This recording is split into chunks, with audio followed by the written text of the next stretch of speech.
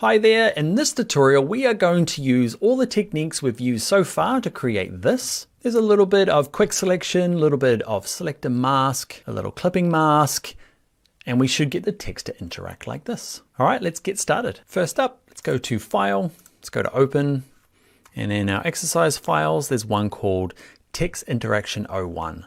Okay, it's in that folder we've been working in called 05 Selections. Open them up.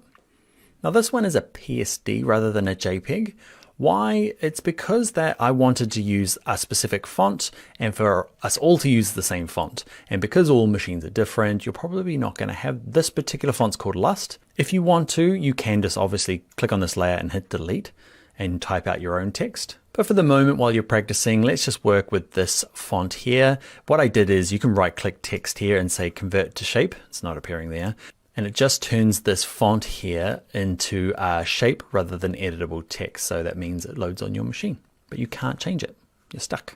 Anyway, what we want to do is let's turn the type on and off. And I'm just kind of looking at parts, mainly this chunk through the middle here. This would be good to kind of overlap. So I want to select this, mask it, have it on its own layer above the text. So let's do that. We're using all the skills we've learned so far, just putting it to a practical example. So I'm going to turn off the Scots layer. I'm going to click on the ink layer, grab my quick selection tool. In terms of the brush size, it doesn't really matter. I've got mine at about 50.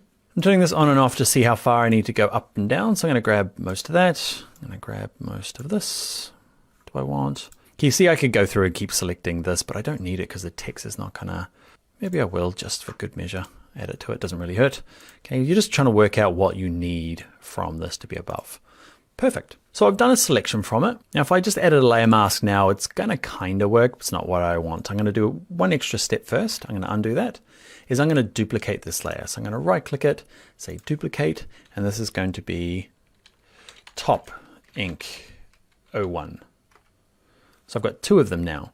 Now when I add that to this layer, okay, I've got this top bit here that's just got this ink, and the one underneath is this. And the one underneath just kind of fills in the background. So now it's just about layer order. Okay, like we did earlier on with the text in the model, it's very similar. Okay, so I'm going to turn the text on, drag this above. So this is above that. Now it looks okay as is. I'm going to zoom in, but I want to, there's some bits I can tidy up. So some of these edges here aren't great. So with the layer mask selected, remember you have to click on this, click on select and mask like we did in the previous tutorial. And then some of these global ones, well, definitely these global ones are going to work better in this case. You can work on them individually with the paintbrush, but because they're all very similar, we can just drag these things around. So edge detection, might work. Smoothing in this case, I really like, so I've just kind of picked a random number. I'm going to turn this on and off, and I'll get the editor to zoom right in. Can you see maybe across this area here? So that's the original. That's with the smoothing turned on. It just kind of makes it nice. Shift edge can be helpful as well. I increased it.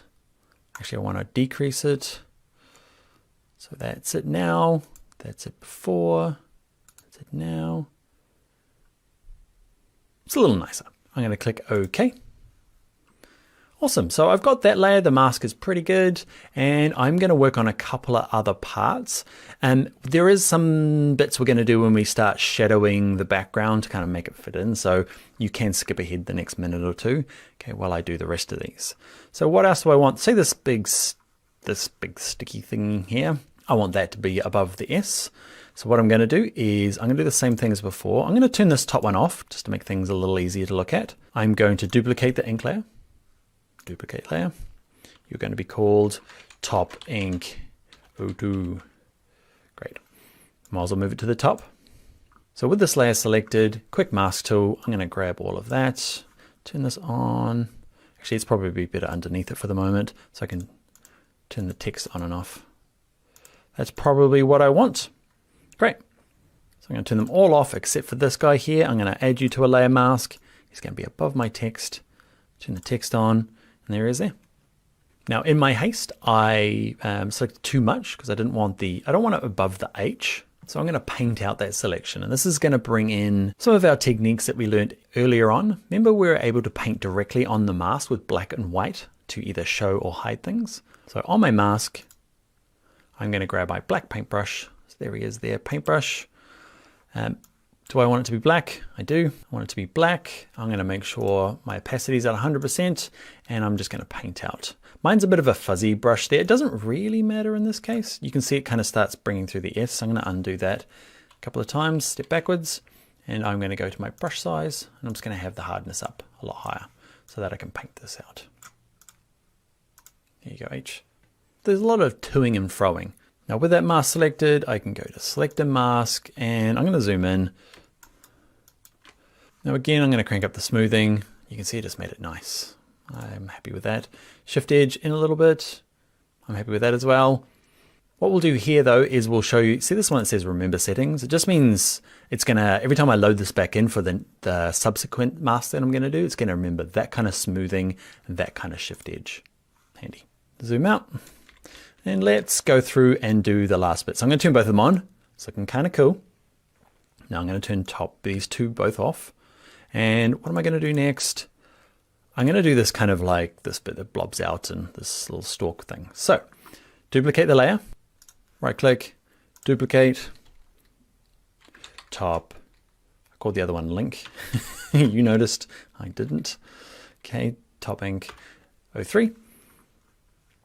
Now where is it going to go? It's going to be all of this stuff. So quick selection tool. And I'm going to drag across that, not that. So I'm holding down the Option key on my Mac or Alt key on my PC to paint that stuff out. There's some weird stuff around there. I'm going to turn you on, and I see there that that's going to go across the T that I don't want. So I can either paint it out with the black paintbrush later on, like I kind of did in the last bit I did, remember over here, or I just removed it from the selection here. Cool. So with this layer selector, I'm going to turn it into a layer mask. I'm going to pop it just above my Scott shoes. Instantly, I can see there's a little bit there that I don't like, but that's okay. Let's look at painting it out. So on my layer mask, black paintbrush, there you are. And I'm going to paint that out. I'm just kind of mocking it up there. Yeah, looks all right. Cool. With it selected, I might tidy it up with select a mask, and hopefully, because it's remembered my selections, it's done the smoothing and the shift edge. Okay, I'm going to turn it on. See it across there, turn it off, nice and smooth there. All right, let's click OK. Turn all three of them on. It's kind of cool, eh? I like it when there's this kind of like interaction. It looks better from afar. It's the same stuff as we've learned, but in a different practical exercise, because sometimes cutting people out and you're like, oh, okay, I understand that. It's quite simple. There's just one person. But when there's this like interaction, it's the same principle, but we've had to do it across 3 layers. And we didn't even have to do it across 3 layers. I just broke it into little sections to make it a little easier for us to understand. You could have just selected all of these in one big go, but I'm not that clever. So the last thing I want to do is I want to kind of darken these parts in here. Now, the problem with, we used a technique earlier on. Remember when we settled that model in the grass? Okay, we used the burn tool. The burn tool is amazing when you're dealing with images, but because I want to darken up the text, watch this, there's a big kind of like Ghostbusters no-go. The burn tool can only work on what's called raster or bitmap images. Don't sweat it. All we need to do is a slightly different technique. So this is new stuff. What we're going to do is we're going to create a new layer. That's this little turned up page here. We're going to call this one Shadows.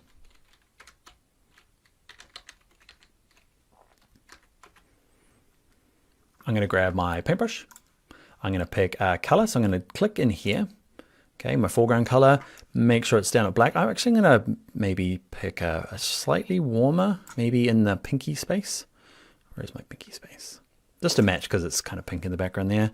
It's still dark black, but it's got a hint of magenta in there. Now in terms of my paintbrush, I'm going to have the hardness down at 0, so it's nice and fluffy. Looks like that. Undo. I'm going to pick a nice big brush size, 300. And what I'm looking to do is I want to kind of like, actually I'm going to undo. I'm going to turn the opacity down. At 100% it's coming out a bit strong. Okay, so I'm going to just lower it down a little bit. Okay, and what I want to do now, if I click, I can kind of build it up, you can see. So it's just a nicer way of building up stuff. So I'm going to go edit, step backwards a good few times. I'm using my shortcut so I don't have to keep clicking on there. So what I'm going to do is I'm going to, let's do a really obvious one. Let's do across this H. So I'm going to do across there. And works pretty good, except it's coloring in the background and everything. I'm gonna go on full noise. Can you see it's actually covering? I've gone way too far as an example for you, but you can see it's just coloring in the background, which is not amazing, but there is a cool little trick. It's combining what we did a little earlier on. It's called a clipping mask. So at the moment, the shadow is for it to only cover the thing straight underneath. Remember that little arrow that appears when we're using some of the adjustment layers? You can do the same thing with a layer with it selected. Go to layer, go to this one that says create clipping mask. And you can see now this layer is only affecting the Scott Shoes layer. And I can paint out here what I like. It's appearing, can you see it on the little thumbnail there? It's appearing up here, but it's only affecting the things underneath. So what I'm gonna do is select all, and then I'm gonna go edit, clear. Gets rid of all that junk I've done, select, deselect. So with my shadow layer selected, it's got a clipping mask just above Scott. I'm going to go through here, my opacity, what is it at, 38. I'm just going to kind of do some broad kind of shadow stuff. I'm just clicking a couple of times, getting the big stuff done first. You might have to be careful because you don't want to cover this and the S, so I'm going to just make it a little smaller here.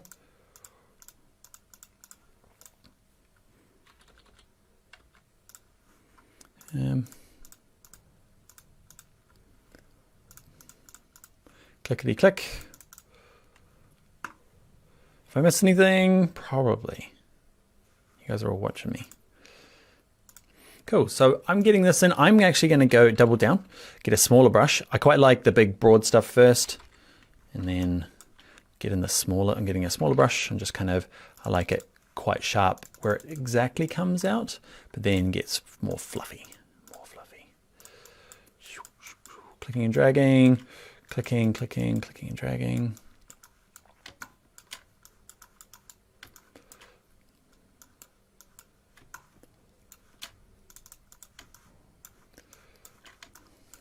Holding spacebar, then clicking and dragging the mouse. You can see it's quite handy when you are doing this type of thing. You want to kind of move around nicely.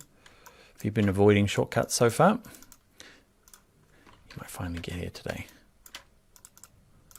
Hold spacebar, click, hold and drag. All right, it's looking kind of cool. What do you think?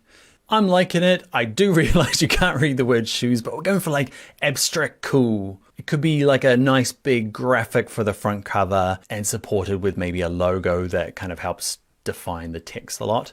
You see this quite a bit in covers of magazines where they have like the name of the magazine along the top, but the image kind of interacts with it a little bit, and the brand of the magazine is strong enough that you know that the magazine is GQ or Glamour, or I don't even know if Glamour's a magazine, but you get what I mean. So play along with this tutorial, give it a go, and in the next video, I'm gonna set some homework where I'm gonna give you examples for you to work on your own. I'll see you there.